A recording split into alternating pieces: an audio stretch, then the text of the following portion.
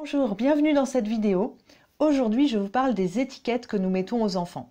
Je suis Anaïs Severt, thérapeute, coach parental et formatrice. Abonnez-vous à ma chaîne, comme ça vous recevrez des prochaines vidéos.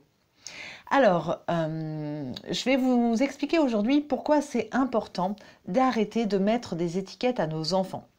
Alors, qu'est-ce que c'est qu'une étiquette? Une étiquette, c'est un mot qui va qualifier notre enfant et qui va l'enfermer dans un rôle. L'enfermer, en fait, à partir d'une particularité de notre enfant, eh bien, on l'enferme, ça en fait un rôle, et on va voir que c'est pas bon du tout pour notre enfant. D'ailleurs, c'est pas bon non plus pour les adultes, au passage, c'est bon pour personne. Alors, les étiquettes, ce sont souvent des exagérations. C'est par exemple quand on dit « Oh là là, cet enfant, il est pénible » ou « Il est difficile » ou Qu'est-ce qu'elle est timide ?»« Oh, elle mange rien, elle est difficile » il est nul en maths. Voilà, ce sont des phrases en fait jugeantes, hein, vous l'avez compris, qui sont souvent des exagérations. Enfin, qui sont forcément, j'ai envie de dire, des exagérations, parce qu'en réalité, ces petites phrases-là, elles font croire que l'enfant n'est que ça. Hein, l'enfant est comme confondu avec sa particularité. Donc, en réalité, les étiquettes, elles ne concernent qu'une partie de l'enfant. Hein. La réalité, elle est bien plus complexe.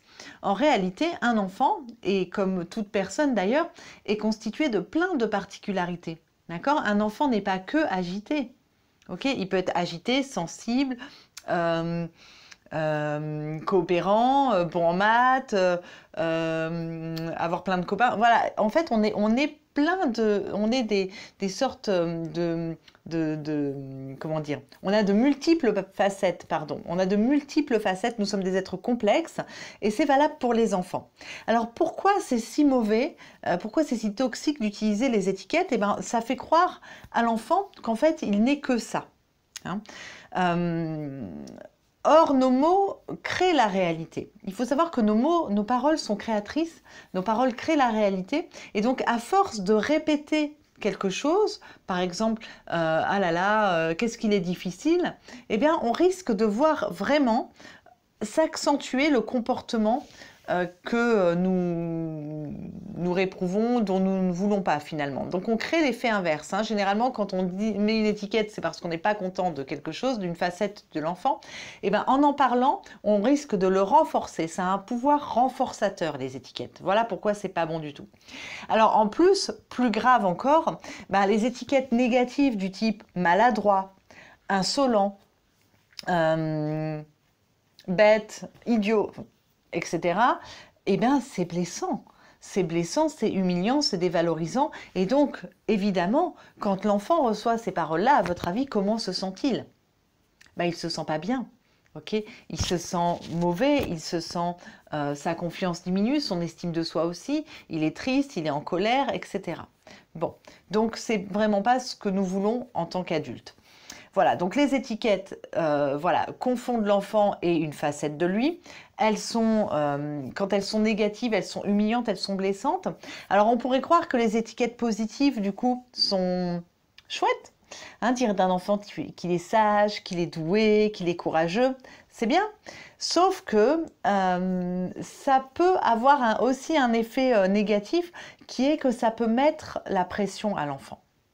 D'accord? À force de dire ah là là, qu'est-ce qu'il est sage, qu'est-ce qu'il est gentil, qu'est-ce que je suis en train de créer? Est-ce que l'enfant, finalement, du coup, est enfermé là-dedans? Ben oui, cet enfant est sage, mais peut-être que par moment, il ne l'est pas. Ou peut-être qu'il aurait envie par moment de ne pas l'être. Et c'est important aussi de ne pas être sage tout le temps.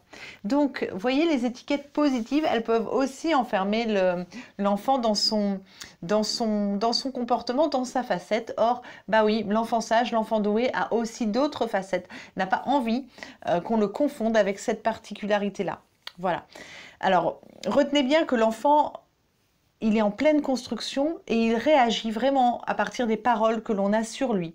Et plus ça vient d'une personne importante pour lui, du type les parents, hein, plus ça a d'impact sur lui. hein.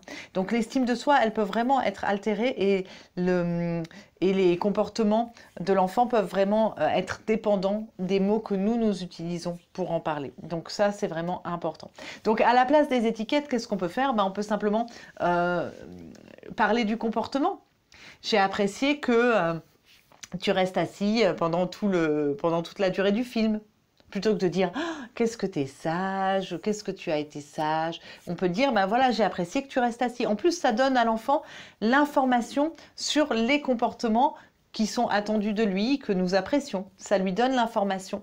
Et ça ne lui met pas la pression pour l'avenir. On lui dit juste, on décrit juste une situation, un comportement. C'est ce qu'on appelle en fait le compliment descriptif. On décrit quelque chose qu'on a apprécié chez l'enfant. Mais on ne confond pas l'enfant avec ce comportement-là. On n'en fait pas toute une généralité. Hein. Le problème de l'étiquette, c'est la généralisation, la globalisation à partir d'un comportement. Donc on va parler de tel comportement. Pareil, si on a une critique à faire, un reproche à faire, on va parler du comportement. Voilà, ce comportement de te servir dans le frigo sans demander, par exemple. Hein, au lieu de dire que voleur ou je ne sais quoi. Voilà, ce comportement de prendre quelque chose sans le demander, je n'accepte pas, je ne suis pas en accord avec ça, etc. Voilà, donc retenez, voilà, pas d'étiquette, essayez plutôt de privilégier la parole sur le comportement, parlez des faits, soyez précis, soyez concrets, et donc ça aidera vos enfants, ça les rendra plus libres d'être qui ils sont dans toutes leurs facettes. Voilà. Eh bien écoutez, j'espère que cette vidéo vous aura aidé. Si c'est le cas, n'hésitez pas à la partager autour de vous. Abonnez-vous à ma chaîne, comme ça vous recevrez les prochaines vidéos. Et je vous dis à bientôt.